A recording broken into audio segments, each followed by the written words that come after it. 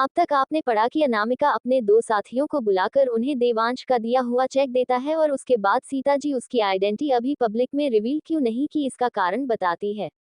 अब आगे अनामिका जैसी प्यारी बच्ची को देखकर सीता जी मुस्कुराए और उसे खाना खिलाकर थोड़ी देर बातें करके चली गई।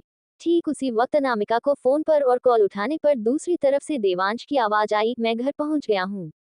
तुमने मुझे इतने सारे क्लॉथ से दिए, मैं उन्हें नहीं पहन सकती। अनामिका ने पूछा, क्या कुछ वापस लौट सकती हूँ? उसके पास सच में बहुत सारे कपड़े थे और वह उन्हें सबको नहीं पहन सकती थी। अगर वह उन्हें वापस लौटा देगी तो उन्हें बेचकर उसके मेडिकल रिसर्च के लिए से कुछ पैसे मिल जाएंगे। कोई जल्दी बात नहीं है, तुम एक एक करके धीरे धीरे पहन लेना। देवांश ने प्यार से जवाब दिया, क्या मैं तुम्हें कल बाहर लेकर चल सकता हूँ? जहाँ तुम जाना चाहो। मेरे पास काम है। काम? रुद्राक्ष हैरान हो गया, कैसा काम? थोड़ा बहुत। क्या तुम्हारे पेरेंट्स मान गए? हाँ। आफ्टर ऑल वह उनकी कंपनी थी। कहाँ? क्या मैं तुम्हें ड्रॉप कर सकता हूँ? उसकी कोई जरूरत नहीं है, वह मेरे घर के बहुत नजदीक है। क्या तुम काम करना चाहती हो? देवांश थोड़ा उदास हो गया, क्या वह पैसों के लिए काम करना चाहती है? लेकिन फिर उसने सोचा कि उसने सर्जरी के बाद तो उसे एक ब्लैंक चेक दिया था, तो शायद वह पैसों के लिए काम नहीं करना चाहती। सिर्फ मजे के लिए। क्योंकि घर में की छुट्टियों के दौरान मेरे पास कोई काम नहीं है। अनामिका ने झूठ बोला क्योंकि उसके पास काम तो बहुत था, लेकिन अगर वह कंपनी नहीं गई तो उसके पेरेंट्स उसे पैसे देने लगेंगे। तुम मेरे घर पर आ सकती हो। देवांश की दूसरी तरफ से फिर से आवाज आई, यहाँ पर भी तुम बहुत मजे कर सकती हो। अनामिका स्पीचलेस हो गई। तभी देवांश ने अपनी मैग्नेटिक आवाज में कहा, तुम जो चाहे वह कर सकती हो, मैं तुम्हारा ध्यान भी रखूंगा। उसकी कोई जरूरत नहीं है, फिर से सोच लो। ये पहली और आखिरी बार था जो वह पर्सनली किसी को इतना इंसिस्ट कर रहा था अपने घर आने के लिए। लेकिन अनामिका ने बिना सोचे मना करते हुए कहा, थैंक्स, मगर मेरे पास ऑलरेडी काम है। तुम जाओगी? हाँ ठीक है, फिर तो जो कुछ दिनों के लिए अगर वहां मजा ना आए तो मेरे घर पर आ जाना। देवांश उसे काम नहीं करने देना चाहता था, क्योंकि अगर वह काम करेगी तो वह उस दौरान उससे मिल नहीं पाएगा। अनामिका अभी तक इस बिजनेस में कदम भी नहीं रख पाई थी और उसे नहीं पता होगा कि यह कितना कॉम्प्लिकेटेड चीज है। अगर किसी ने उसके भोलेपन का फायदा उठा लिया तो। देवांश ने सोचा, और अगर अनामिका को उसकी बात पता चलती या फिर अनामिका के एम्प्लॉयज हो तो वह हंसते हंसते पागल हो जाते। अगली सुबह जैसे ही मदन अपनी कंपनी के दरवाजे से बाहर आया, उसे तो कुछ दूरी पर अपना असिस्टेंट खड़ा हुआ दिखाई दिया। मदन काफी अच्छे मूड में था, इसलिए उसने अच्छी मुस्कुराहट के साथ कहा, शिव क्या कर रहे हो तुम यहाँ? सर थैंक गॉड आप आ गए। शिव बहुत बेचैन था, ऑलमोस्ट रोने वाला था। बहुत बड़ी प्रॉब्लम हो गई है, बहुत सारी कंपनियों ने आज फोन किया था और वह कह रहे हैं कि वह हमारे साथ अपने बिजनेस पार्टनरशिप खत्म करना चाहते हैं। क्या कॉन्ट्रैक्ट एक्सपायर हो गया? नहीं। तो क्या फिर वह प्रॉफिट का जो शेयर मिल रहा है उससे खुश नहीं है? अगर ऐसी बात है तो कोई प्रॉब्लम नहीं है, तुम उनसे नेगोशिएट कर सकते हो। वह कह रहे हैं कि वह हमारे साथ कभी काम नहीं करेंगे, हमें उन्होंने ब्लैक लिस्ट कर दिया है। उसकी बातों ने मदन को हैरान कर दिया था। क्यों? वह अचानक इतनी बड़ी न्यूज से घबरा गया। अगर प्राइस की बात है तो क्या उनके पास हमसे कोई बेटर पार्टनर है? शिव बाहर नहीं बोल पा रहा था। बोलो। मदन बेचैन होता जा रहा था, जो भी तुम्हें कहना है बोल दो। हम लोग कितने सालों से कम कर रहे हैं, क्या तुम्हें सचमुच लगता है कि कुछ बातें सुनकर मैं तुम्हें नौकरी से निकाल दूंगा? ऑफ कोर्स सर, नहीं बात ऐसी है कि उन्होंने बहुत बुरे बुरे शब्द बोले आपके बारे में और मैं नहीं चाहता कि आप उदास हो। शिव को शर्म आ रही थी कि वह उन कंपनियों के मालिकों की कहीं बातें अपने मुंह से बोल भी नहीं पा रहा था। जितना वह चुप होने की कोशिश कर रहा था उतना मदन को जानना था। शिव उसके पीछे पीछे लिफ्ट में आया और फिर उसके ऑफिस में जाकर बार बार पूछने पर उसने कहा, उन्होंने कहा कि आप एक बेवकूफ हैं और आपकी बेवकूफियां से वह तंग आ गए हैं और आपके साथ और काम नहीं करना चाहते, और उसके अलावा भी उन्होंने बहुत सी बेइज्जती वाली बातें कही। कौन सी कंपनी के मालिक ने ये कहा? किसकी इतनी हिम्मत हुई मेरे बारे में ऐसा कहने की? मदन मेहता को गुस्सा आ गया, वह समझ गया कि वह लोग उसके साथ काम नहीं करना चाहते, लेकिन वह लोग उसकी बेइज्जती कैसे कर सकते हैं? वह लोग टोटल 3 थे और सबसे बड़ी कंपनी ने ही सबसे बुरा बोल रहे थे। शिव ने डरते डरते बोला। ये सुनकर मदन मेहता हैरान और कर दिया, क्या यह अनामी इन्वेस्टमेंट थी? अनामी इन्वेस्टमेंट कंपनी मुंबई शहर की एक बहुत बड़ी कंपनी थी और उसके फाउंडर को बहुत माना जाता था। जिस भी प्रोजेक्ट में वह इन्वेस्ट कर देती थी वह पक्का सुपर डुपर हिट होता था। बहुत सारी छोटी छोटी कंपनियां अपनी ताकत और बिजनेस को और बड़ा पाए अनामी इन्वेस्टमेंट की वजह से ही है। पास्ट में मदन को कितने भी पैसों की जरूरत क्यों ना होती हो, अनामी इन्वेस्टमेंट से एक बार कहने पर उसे मिल जाती थी और भले ही प्रोजेक्ट बर्बाद हो जाने के बाद उन्हें नुकसान होता हो मगर कभी वह लोग उसे ब्लेम नहीं करते थे और अनामी इन्वेस्टमेंट को उसका इतना सपोर्ट करता हुआ देखकर बाकी कंपनी के लोग भी उसकी रिस्पेक्ट करते थे। मगर अब क्या हो रहा है? वह लोग अचानक से उसके साथ काम क्यों नहीं करना चाहते?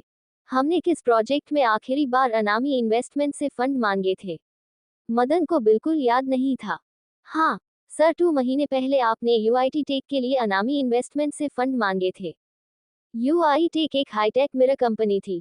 लोग आईने के सामने खड़े होकर ही उसके इलेक्ट्रॉनिक सिस्टम को टच करके सामने देख सकते थे कि वह कौन से कपड़ों में कैसे लगेंगे। उन्हें एक्चुअल कपड़ों की जरूरत ही नहीं थी।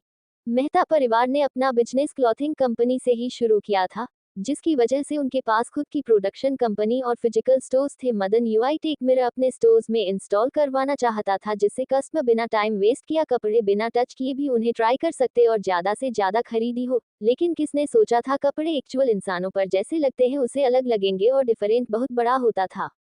मदन मेहता को बहुत अफसोस हो रहा था और उसके अलावा यूआईटी एक मिरर्स के मेंटेनेंस कॉस्ट भी बहुत ज़्यादा होती थी। उनके एनवायरनमेंट रिक्वायरमेंट काफ़ी ज़्यादा थे, जैसे कि अगर वह लोग ज़्यादा देर तक कड़ी धूप में रहे तो अपने आप ही उन्हें आग लग सकती थी, और या फिर बारिश वाली जगह पर उन्होंने काफ़ी ज़्यादा समय तक रख दिया जाए तो उनके अंदर सिस्टम मालफंक्शन होने लगते थे और उनके अंदर का सिस्टम खराब हो जाता था।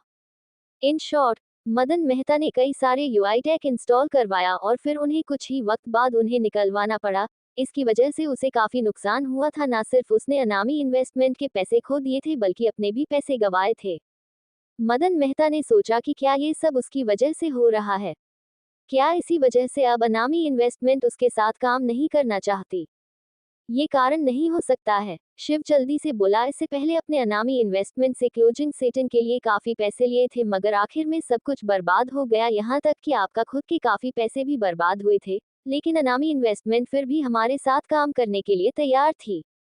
मदन ने भी उसकी बात के बारे में सोचा तो उसे एहसास हुआ कि अगर उन्हें उसके साथ काम नहीं करना था तो वह लोग बहुत पहले ही बंद कर चुके होते, अब तक क्यों इंतजार किया? उसने पूछा, क्या अनामी इन्वेस्टमेंट ने मेरी इंसल्ट करने के अलावा और कुछ कहा था? नहीं, अनामी इन्वेस्टमेंट के फाउंडर को कभी पब्लिकली नहीं देखा गया, इसलिए उसका सारा बिजनेस मुंबई शहर में मानव वही संभालता था। जिस इंसान ने फोन किया था वह मानव सर का असिस्टेंट कृष्णा ही था। शिव आगे भी कुछ कहने वाला था मगर वह चुप हो गया। क्या तुम एक एक करके बम फोड़ना बंद करोगे? अगर और भी कुछ भी है तो जल्दी बताओ। मदन मेहता का सब्र जवाब देता जा रहा था और वह काफी चिढ़ा हुआ था। सर, अनामी इन्वेस्टमेंट हमारे साथ काम नहीं करना चाहती और वह लोग इस बात से काफी खुश भी नजर आ रहे थे। कॉल खत्म होते वक्त आखिर में वह लोग हंस रहे थे, मैंने सुना। मदन बोला, नहीं, मुझे कृष्णा को खुद कॉल करके क्या हो रहा है इस बारे में पता करना होगा। शिव ने जल्दी से उसके ऑफिस का फोन उसे दिया। मदन ने सबसे पहले कृष्णा को कॉल किया, जो यूजुअली हमेशा एक ही रिंग पर ही उठा लिया जाता था, लेकिन इस बार उसे तरफ से एक रोबोटिक का आवाज आई, sorry the number you have dialled is switch off. Madan को भरोसा नहीं हो रहा था कि कृष्णा उसके कॉल इग्नोर कर रहा है, लेकिन हर बार उसे वही जवाब आया। वह हैरान हो गया। उसने अपनी टाई को लूज किया और कृष्ण के बॉस मानव को फोन किया, जो मुंबई शहर में अनामी इन्वेस्टमेंट का हेड था। लेकिन उसे हैरानी तब हुई जब वह मानव ने भी उसका नंबर ब्लॉक कर दिया था। ये जानने के बाद मदन मल्होत्रा और फ्रस्ट्रेटेड हो गया और अपने गुस्से को कंट्रोल करते हुए उसने बाकी 2 कंपनियों को भी कॉल लगाया मगर किसी ने भी उसका कॉल पिक नहीं किया।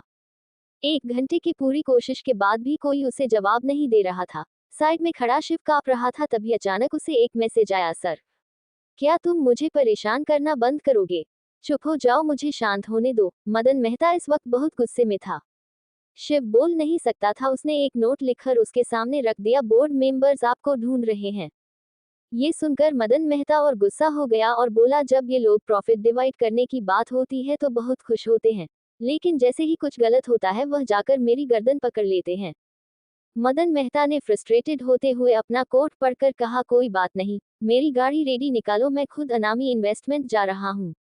सर, मुझे मानव से पर्सनली बात करनी है।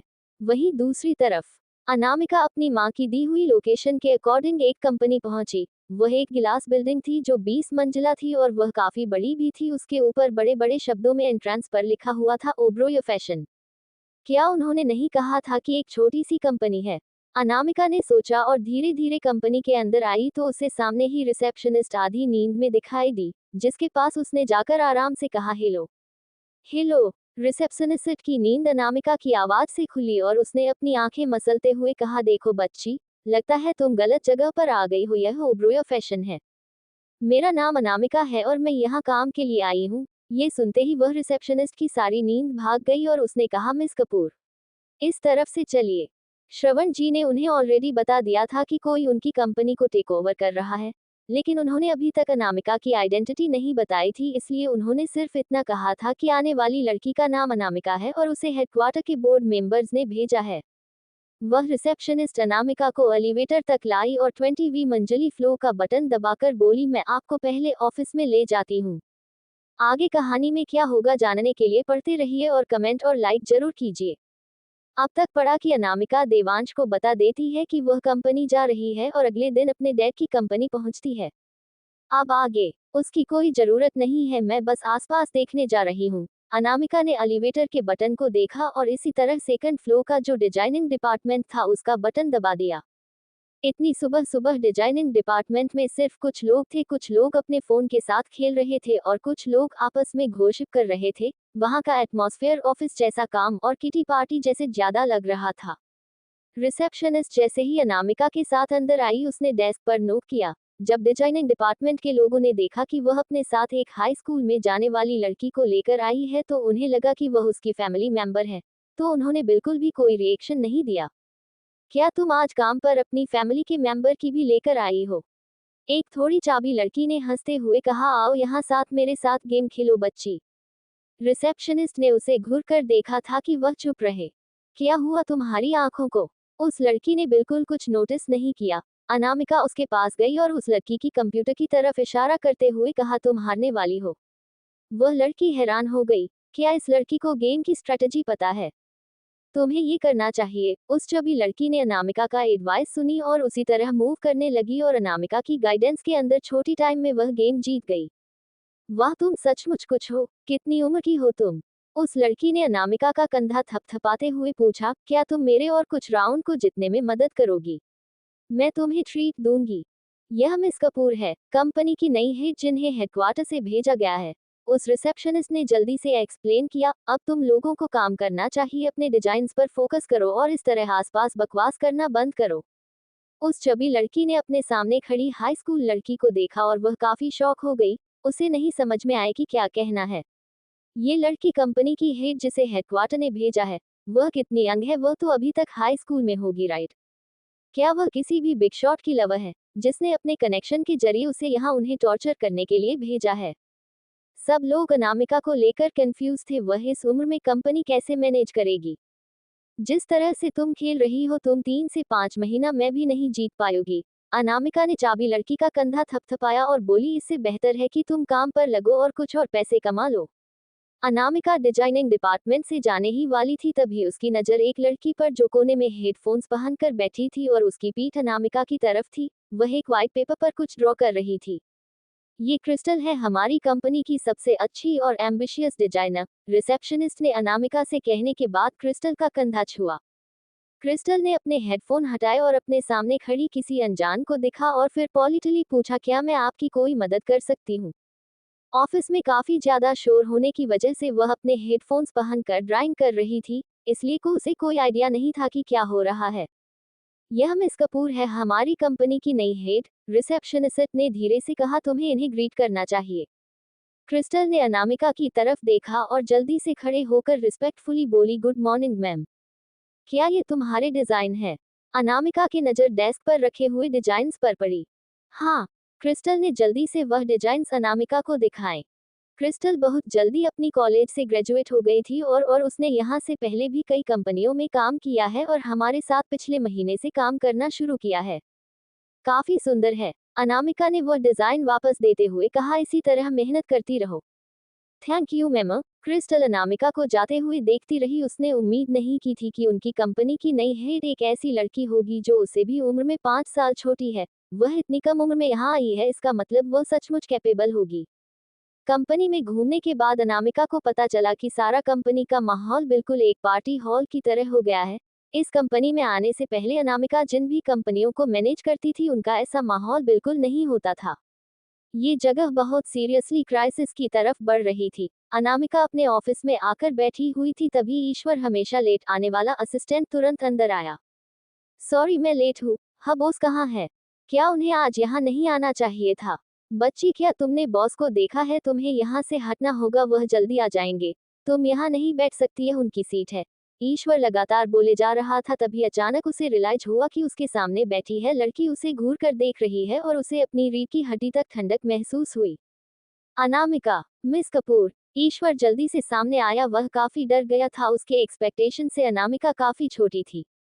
1 साल पहले ओबरॉय परिवार फैशन इंडस्ट्री में आया था और काफी टैलेंटेड और कुछ अच्छी मैनेजमेंट टीम के साथ उन्होंने इस कंपनी को शुरू किया था। यहाँ तक कि उन्होंने एक हेड को चुना था जिसका नाम किशोर था। मगर टाइम बिता गया और कंपनी में बिल्कुल भी इम्प्रूवमेंट नहीं हुई। इसकी वजह से डिसअपॉइंट होकर कई टैलेंटेड लोग छोड़कर चले गए। इंटरनल एक्सपेक्टेशन से पूरी तरह इग्नोर होने की वजह से हेडक्वार्टर भी इस कंपनी से दूरी बनाने लगा और पूरी कंपनी बर्बादी की तरफ आगे बढ़ने लगी। ईश्वर यहाँ 1 साल से था और अपनी फ्रस्ट्रेशन के बावजूद भी उसके अंदर कैपेबिलिटी नहीं थी चीज बदलने की। अभी आधे घंटे बाद एक मीटिंग बुलाओ, मुझे हर डिपार्टमेंट का हेड और मैनेजमेंट का इंसान वहाँ प्रेजेंट चाहिए। Yes ma'am. ईश्वर जल्दी से इतनी बड़ी खबर देने के लिए भागा। आधे घंटे बाद मीटिंग रूम में 40 चेयर होने की बावजूद भी वहां पर सिर्फ 9 ही लोग दिखाई दिए। मैम, फाइनेंस डिपार्टमेंट के हेड ने कहा कि आज उनका बेटा बीमार है, इसलिए वह आज नहीं आ पाएंगी। वह अपने बेटे को लेकर हॉस्पिटल गई हुई है। और प्रमोट के हेड ने कहा है कि उनकी तबीयत खराब है, वह घर पर आराम कर रहे हैं। और ईश्वर अपनी बात खत्म कर पाता उससे पहले ही अनामिका ने उसे बीच में रोकते हुए कहा, उनसे कह देना कि अगर वह लोग कल कंपनी नहीं आए तो उन्हें आने की कोई जरूरत नहीं है। जो लोग मीटिंग में आए थे उन्हें लगा कि अनामिका बस टफ होने का नाटक कर रही है। मैं यहाँ आ गई हूँ, इसका मतलब है ये है कि आप लोगों को अपने आराम वाले दिनों को गुड बाय कहना होगा, वरना कंपनी छोड़कर कोई भी जा सकता है। सब लोगों ने उसकी तरफ वह देखा। वह लोग जानते थे कि अनामिका टाइट होकर इस कंपनी को चलाने वाली है और जो एम्प्लॉय यहाँ काम नहीं करेगा वह यहाँ से जा सकता है। मुझे कंपनी की कर्ट स्टेट के बारे में कौन बताएगा? कोई प्रोग्रेस जो हमने की हो या फिर हमारे फ्यूचर प्लान्स क्या है? अनामिका ने आसपास पूरे रूम को देखा, कोई नहीं बोला। मैं फिर से पूछती हूँ। अनामिका ने अपना सवाल दोहराया मगर जवाब में किसी ने कोई जवाब नहीं दिया। वह जल्दी ही समझ गई कि यही कर्ट स्टेट है, कंपनी की no progress, no future plans. तभी एक आवाज आई, मिस कपूर। हाँ, और ही मुझे लगता है कि हमारा डिपार्टमेंट, डिजाइन डिपार्टमेंट काफी अच्छा है, मगर पता नहीं है किस कारण से हमारी कपड़ों की सेल नहीं होती। उस लड़के ने जल्दी से कई फ्रेश और अच्छे डिजाइन स्क्रीन पर दिखाने शुरू किया। सिर्फ एक नज़र में ही अनामिका ने कई सारे प्रॉब्लम्स पकड़ ली। जो पहले एड्रेस पर लेस लगी हुई है वह काफी भड़कीली है। दूसरी वाली में ड्रेस में वीनेक होना चाहिए, ना कि राउंड। और थर्ड बॉल में नीचे से थोड़े से उसे कट करने की और अल्टरिंग करने की जरूरत है। जब अनामिका ने 10 डिजाइन में क्या क्या कमियां हैं ये बताए तो सब लोग उसे मुंह खोल देखने लगे। सब लोग उसकी प्रोफेशनलिज्म से हैरान थे। उन्होंने ओरिजिनल सोचा था कि जो इंसान हेडक्वार्टर से यहाँ आया होगा वह अनरिलायबल है और उन्होंने इस लड़की को सीरियसली नहीं लिया। लेकिन उसने इन सारे ड्रेस की कमियां बिना किसी एफर्ट्स के कैजुअल पॉइंट आउट कर दी। वह पक्का डिजाइन्स के बारे में उनसे कई ज्यादा जानती है, वरना वह कैसे इतने कम टाइम में प्रॉब्लम भी बता देती और सॉल्यूशन भी। मिस कपूर, भले ही हमारा डिजाइन टॉप होते हैं, मगर हम रिप्लेस हो जाते हैं जब हमारे कॉलीग्स ही हमारे साथ नहीं देते। कम में कंपनी का एटमॉस्फेयर हमेशा सही ऐसा होता है जैसे यहाँ कोई पार्टी चल रही हो। अगर आप लोग विरोध भी करना चाहे तो वह लोग आप ही के ऊपर चार्ज कर बैठते हैं। हम लोग वह सैंडविच की तरह बीच में पिसते रहते हैं। हम प्रोफेशनली काम भी करना चाहते हैं मगर कोई हमें करने ही नहीं देता। हेडक्वार्टर ने बिना किसी काम के भी हमें रखा हुआ है, लेकिन हमें वह लोग जान भी नहीं दे रहे हैं। बहुत सारी चिंता भरी आवाज आई। एक एक करके सारे इश्यूज बताने लगे। मैंने कंपनी ज्वाइन की थी, उससे पहले मैंने कुछ रिचार्ज किया। अनामिका ने चारों तरफ अपनी नजर घुमाए और बोली, हमारी कंपनी प्रोडक्ट डिजाइनिंग और डेवलपमेंट, प्रोडक्शन एंड मार्केटिंग में नीचे गिरती जा रही है। दूसरे स्टोर से भी ऑर्डर लेते हैं ताकि हम दूसरे लोगों के लिए अपनी फैक्ट्री में काम तैयार करें, और हाल फिलहाल में कपड़े, शूज और बाइक्स के अलावा हम आदमी और औरतों की एक्सेसरीज भी तैयार कर रहे हैं, जैसे कि हाकी, सनग्लासेस और भी कुछ प्रोडक्ट्स। और 1 साल के अंदर इतना सब कुछ होने के बावजूद हमने कोई प्रोग्रेस नहीं की है। इसका मतलब जरूर कुछ गड़बड़ है। मैं थोड़ी देर पहले कंपनी में घूम रही थी और मैंने नोटिस किया है कि फैक्ट्री की कुछ मशीन्स काफ़ी अपडेटेड है। वो टाइम के साथ की मैच नहीं करी है, तो मैं परचेसिंग डिपार्टमेंट से कहूंगी उन्हें 3 दिन के अंदर रिप्लेस कर दिया जाए। उसके अंदर कटिंग मशीन्स, सिलाई machines, printing machines, needle detectors, automatic packaging machines और भी बहुत कुछ है। मैं एक डिटेल लिस्ट आप लोगों को दूंगी। उसी रूम में जो लोग सीरियसली काम करना चाहते थे वह लोग ये सुनकर खुश हो गए। वह लोग काफी टाइम से इंतजार कर रहे थे इन मशीन को रिप्लेस करने का। कंपनी दो डायरेक्शन में जा रही है, हमें अपने काम पर फोकस करना होगा और कंपनी की कर डेवलपमेंट को मेंटेन करना होगा और हमें कुछ आउटसोर्स ऑर्डर भी लेने होंगे। हमें मैनेजमेंट में काफी बदलाव करने हैं, तो अपने आप को मजबूत कर लो और जो भी अपने कलीग्स के साथ काम एक कॉपरेट नहीं करेगा और जिन्हें मैनेजमेंट में बदलाव से प्रॉब्लम होगी, वह लोग अपना रिजर्वेशन एचआर डिपार्टमेंट को देकर जा सकते हैं। अगर कोई भी इशू है तो आप बिना किसी रोक टोक के मेरे ऑफिस में आकर मुझे बता सकते हैं। आज की मीटिंग यही खत्म होती है, डिसमिस। अनामिका में एक अलग ही स्ट्रांग ओराकुल बॉस वाइफ था। कई लोगों ने उसे जाते हुए देखा और सोचा कि कंपनी बदलने वाली है, मगर बेहतरीन के लिए।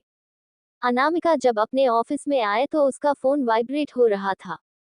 विक्रांत दादाजी, ओके, मैं आपको अपनी लोकेशन भेजती हूँ। बिल्कुल। कॉल कट होने के बाद अनामिका ने अपना लोकेशन भेजा। उसने अपना बैग चेक किया तो उसे रियलाइज हुआ कि उसने आज कोई महंगी चीज नहीं लाई है। तभी उसे अचानक याद आया कि प्रोडक्शन टीम में कुछ चीज है जो उसके काम आ सकती है। ठीक उसी वक्त डिजाइन डिपार्टमेंट का हेड सैम और डिजाइनर क्रिस्टल प्रोडक्शन डिपार्टमेंट में उनके लेटेस्ट डिजाइन चेक करने के लिए आए हुए थे। वह लोग बात कर ही रहे थे, तभी अनामिका वहां आई और बोली, मैं बस कुछ मशीनोज करने आई हूँ, तुम लोग अपना काम करते रहो।